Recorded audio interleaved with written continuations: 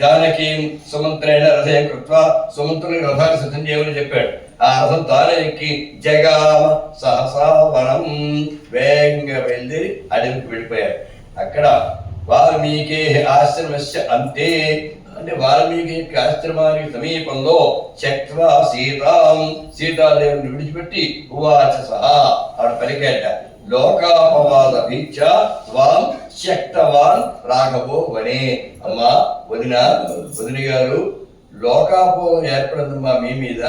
మీ గురించి లోకంలో అంతఃపురంలో ఉంటారు మీకేం తెలియదు, కానీ బయట మాత్రం మీ గురించి చాలా చెడుగా మాట్లాడుకుంటున్నారు. అది అబద్ధం అని మనకి తెలుసు, మీకు తెలుసు, నాకు తెలుసు, మన వాళ్ళందరికీ తెలుసు. కానీ ఆ ప్రజలు మాత్రం ఇట్లా మాట్లాడుకుంటున్నారు. మరి ప్రజాపాలన చేసే రాజు ప్రజలకు వేరే అభిప్రాయం కలిగించకూడదు కదా. రాముడు ఏం చేసినా మంచి రాజు ఏదైనా మంచి పని చేస్తున్నాడన్న భావంలో ఉండాలి, లేదంటే ప్రజా వ్యవస్థ చెడిపోతుంది. అందుకని ఆ లోకాపవాద భీతితోటి మిమ్మల్ని విడిచిపెట్టేశాడమ్మా రాముడు, ఈ అరణ్యంలో విడిచిపెట్టడం జరిగింది అని అక్కడ చెప్పాడు. దోషోల కశ్చిన్మే మాత. అమ్మ ఇందులో నా తప్పైతే ఏం లేదమ్మా, నా దోషం ఏం లేదు. రాముడు చెప్పాడు కనుక నేను అడవిలో తమని విడిచిపెట్టి నేను వచ్చేస్తున్నాను తప్ప ఇందులో నా ప్రమేయం మాత్రం ఏమీ లేదమ్మా, నమ్ము. మాత దోషో నకశ్చిన్మే మాత. మాత అంటే ఓ తల్లి అని అర్థం. సంస్కృతంలో మాత అంటే తల్లి, మాత అంటే ఓ తల్లి అని.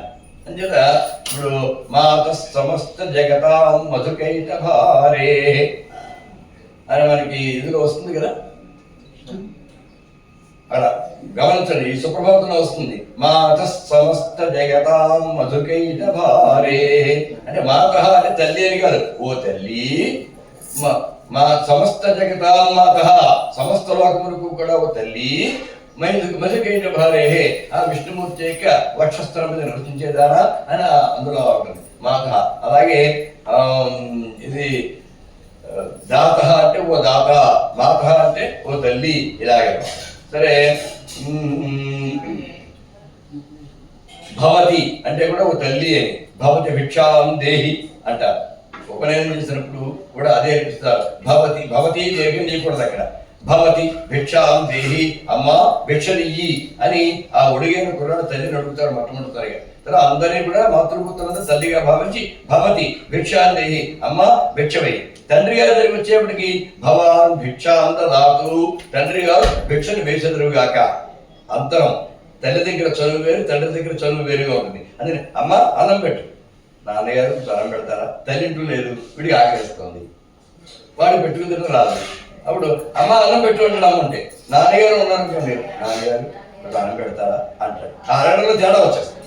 ఇక్కడ ఉన్నది భవాన్ భిక్షాం దదాతు, తండ్రి గారు నాకు భిక్ష వేసెదరుగాక. ఇక్కడ అమ్మ అన్నం పెట్టు. ఇందుకే మాత అంటే తల్లి అనే అర్థం సంబోధన అని చెప్పడానికి ఈ విషయాలు మీకు చెప్పారు. దోషో నగశ్చిన్మే మాత. అమ్మ ఇందులో నా దోషమైతే ఏమీ లేదు. గచ్చ ఆశ్రమ పదం మునేహే, నువ్వు ముని యొక్క ఆశ్రమం వాల్మీకి మహర్షి యొక్క ఆశ్రమానికి దగ్గరగా విడిచిపెట్టారు. నువ్వు ఆశ్రమంలోకి వెళ్ళిపోమ్మా. ఆశ్రమంలోకి వెళ్ళి తలదాచుకో తల్లి. నీ చుట్వా లక్ష్మణ శీఘ్రం గతవాన్ రామ సన్నిధం. అలా వదిలేసి వెంటనే అక్కడి నుంచి వెళ్ళిపోయాడు. అసలు అక్కడ ఆగే